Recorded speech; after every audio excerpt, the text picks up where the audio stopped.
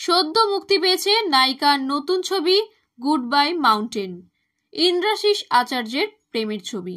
ঋতুপর্ণা ইন্দ্রনীল জুটিকে পর্দায় দেখে উচ্ছ্বসিত দর্শক। এদিন নায়িকাকে প্রশংসায় ভরালেন তৃণমূল বিধায়ক মদন মিত্র।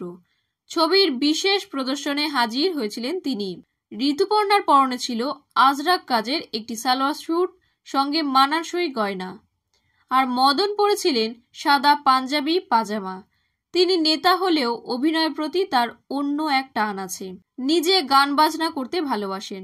আগে সমাজ মাধ্যমের পাতায়ও খুব সক্রিয় ছিলেন। নতুন ছবিতে ঋতুপর্ণাকে দেখে মুগ্ধ মদন।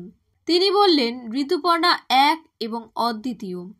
তিনি যে ছবিতে থাকবেন একাই টেনে নিয়ে যাবেন। ওর সঙ্গে অভিনয়ও করলাম। কিছুদিন আগে মুক্তি পেয়েছে ম্যাডাম সেনগুপ্ত, তা নিয়ে বেশ হইচই হয়েছিল। অগস্টে আবার পর্দায় বেলা হয়ে ফিরবেন নায়িকা।